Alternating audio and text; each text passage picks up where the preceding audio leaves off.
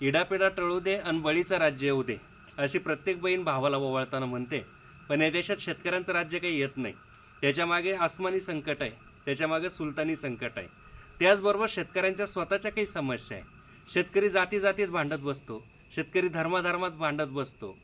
तो शेतकरी म्हणून कधी एकत्र येत नाही. अलीकडच्या काळामध्ये तर शेतकऱ्यांमध्ये पिकानुसार नवीन जाती पडल्या. म्हणजे द्राक्षाचा शेतकरी वेगळा आहे, कांद्याचा शेतकरी वेगळा आहे, सोयाबीनचा शेतकरी वेगळा आहे, कपाशीचा वेगळा आहे, धान्याचा शेतकरी वेगळा आहे. आणि कपाशीचा प्रश्न आला का सोयाबीनचा शेतकरी जात नाही, सोयाबीनचा प्रश्न आला का कांद्याचा शेतकरी जात नाही.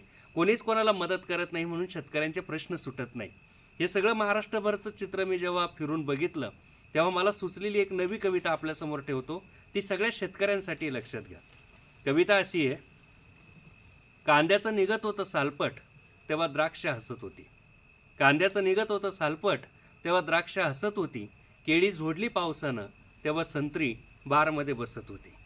केळी झोडली पावसानं तेव्हा संत्री बारमध्ये बसत होती.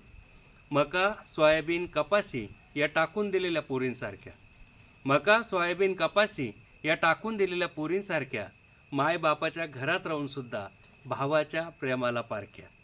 मायबापाच्या घरात राहूनसुद्धा भावाच्या प्रेमाला पारख्या. ऊस गोड तसा आडदांड वेळ आली की खमक्या होतो. Sugar lobby. ऊस गोड तसा आडदांड वेळ आली की खमक्या होतो. गोडवाच काढून घेऊ तुमचा, नादी लागल तर धमक्या देतो. ऊस परिषदेतून एकमेव असं पीक येऊ ऊस जे स्वतःचा भाव आधी ठरवतं, नंतर ते कारखान्यांना पाठवतं. ऊस परिषदेत तो भाव ठरतो. मेथी कोथिंबीर काकडी दोडकी नावाला भाजीपाला. मेथी कोथिंबीर काकडी दोडकी नावाला भाजीपाला, पण बाजारात पाला पाचोळा. मेथी कोथिंबीर काकडी दोडकी नावाला भाजीपाला, पण बाजारात पाला पाचोळा. वांग्याचं नेहमीच होतं भरीत, तांबाट्यांचा रस्त्यावर चिखलगोळा. वांग्याचं नेहमीच होतं भरीत, तांबाट्यांचा रस्त्यावर चिखलगोळा. धान्य भरडलं जातंय जात्यात, धान्य भरडलं जातंय जात्यात, पण कोणालाच राग येत नाही. धान्य भरडलं जातंय जात्यात, पण कोणालाच राग येत नाही. सडून करपून नाहीतर फास लावून मारताय सगळे, पण लढण्यासाठी एकत्र जाग येत नाही.